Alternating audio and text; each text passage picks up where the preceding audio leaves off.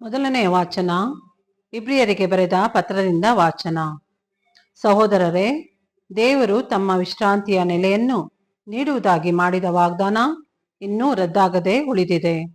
ನಿಮ್ಮಲ್ಲಿ ಯಾರೂ ಆ ವಾಗ್ದಾನದ ಫಲವನ್ನು ಪಡೆಯದೇ ಇರಬಾರದು. ಎಂತಲೇ ನಾವು ಭಯಭಕ್ತಿಯಿಂದ ಬಾಳೋಣ.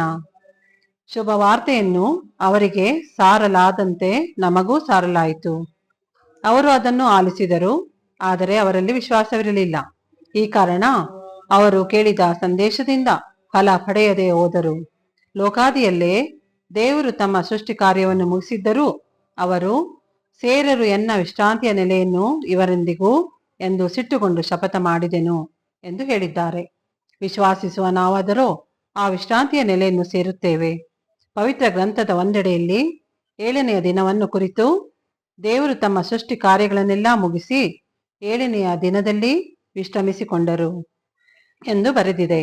ಮೇಲೆ ಹೇಳಿದ ವಚನದಲ್ಲಾದರೂ ಸೇರರು ಎನ್ನ ವಿಶ್ರಾಂತಿಯ ನೆಲೆಯನ್ನು ಇವರೆಂದಿಗೂ ಎಂದಿದೆ. ಆದುದರಿಂದ ಈ ವಿಶ್ರಾಂತಿಯನ್ನು ಪಡೆಯಲು ನಾವು ಪ್ರಯತ್ನ ಪಡೋಣ. ನಮ್ಮಲ್ಲಿ ಯಾರೂ ಆ ಜನರಂತೆ ಅವಿಧೇಯತೆಯಿಂದ ವರ್ತಿಸಿ ವಿಶ್ವಾಸ ಭ್ರಷ್ಟರಾಗದೆ ಇರೋಣ. ಪ್ರಭುವಿನ ವಾಕ್ಯ. ದೇವರಿಗೆ ಕೃತಜ್ಞತೆ ಸಲ್ಲಲಿ. ಕೀರ್ತನೆ. ಶ್ಲೋಕ. ಮರೆಯರು ನನ್ನ ಜನರು ನನ್ನ ಮಹತ್ ಕಾರ್ಯಗಳನ್ನು.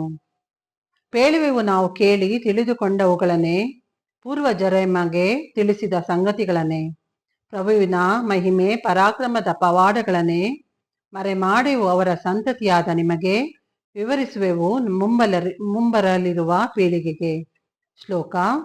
ಮರೆಯರು ನನ್ನ ಜನರು ನನ್ನ ಮಹತ್ ಕಾರ್ಯಗಳನ್ನು.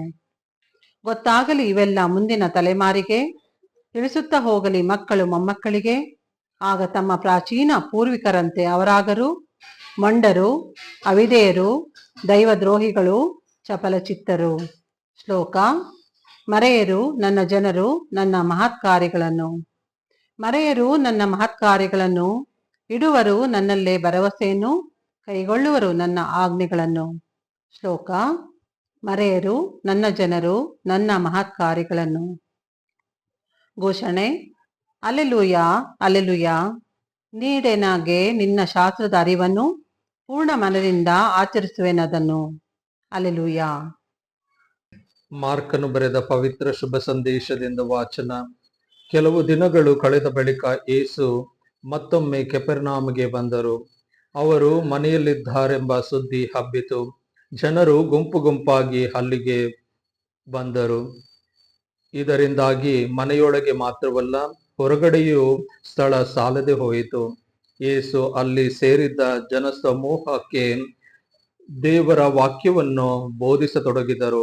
ಆಗ ಒಬ್ಬ ಪಾರ್ಶ್ವವಾಯು ರೋಗಿಯನ್ನು 4ರಿಂದ ಹೊರಿಸಿಕೊಂಡು ಕೆಲವರು ಅಲ್ಲಿಗೆ ಬಂದರು.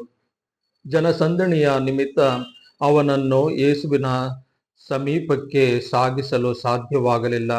ಆದುದರಿಂದ ಅವರು ಯೇಸು ಇದ್ದ ಮನೆಯ ಮೇಲ್ಛಾವಣಿಯನ್ನು ತೆರೆದು ದೊಡ್ಡ ಕಿಂಡಿಯನ್ನು ಮಾಡಿ ರೋಗಿಯನ್ನು ಹಾಸಿಗೆಯ ಸಮೇತ ಕೆಳಗಿಳಿಸಿದರು. ಯೇಸು ಅವರ ವಿಶ್ವಾಸವನ್ನು ಮೆಚ್ಚಿ ಆ ಪಾರ್ಶ್ವವಾಯು ರೋಗಿಗೆ, ಮಗನೇ, ನಿನ್ನ ಪಾಪಗಳನ್ನು ಕ್ಷಮಿಸಲಾಗಿದೆ ಎಂದರು. ಆಗ ಅಲ್ಲೇ ಕುಳಿತಿದ್ದ ಧರ್ಮಶಾಸ್ತ್ರಿಗಳಲ್ಲಿ ಕೆಲವರು, ಇವನೇಕೆ ಹೀಗೆ ಮಾತನಾಡುತ್ತಾನೆ? ಇದು ದೇವದೂಷಣೆ. ದೇವರೊಬ್ಬರ ಹೊರತು ಪಾಪಗಳನ್ನು ಕ್ಷಮಿಸಲು ಬೇರೆ ಯಾರಿಂದ ಸಾಧ್ಯ ಎಂದು ತಮ್ಮ ಮನಸ್ಸಿನಲ್ಲೇ ಆಲೋಚಿಸಿಕೊಳ್ಳುತ್ತಿದ್ದರು. ಅವರು ಹೀಗೆ ಆಲೋಚಿಸುತ್ತಿರುವುದನ್ನು ಯೇಸು ತಕ್ಷಣ ಗ್ರಹಿಸಿಕೊಂಡು ಅವರಿಗೆ, ನೀವು ನಿಮ್ಮ ಮನಸ್ಸಿನಲ್ಲಿ ಹೀಗೆ ಆಲೋಚಿಸುತ್ತಿರುವುದು ಏಕೆ? ಈ ಪಾರ್ಶ್ವವಾಯು ರೋಗಿಗೆ, ನಿನ್ನ ಪಾಪಗಳನ್ನು ಕ್ಷಮಿಸಲಾಗಿದೆ ಎಂದು ಹೇಳುವುದು ಸುಲಭವೋ, ಅಥವಾ ಎದ್ದು ನಿನ್ನ ಹಾಸಿಗೆಯನ್ನು ಎತ್ತುಕೊಂಡು ನಡೆ ಎನ್ನುವುದು ಸುಲಭವೋ?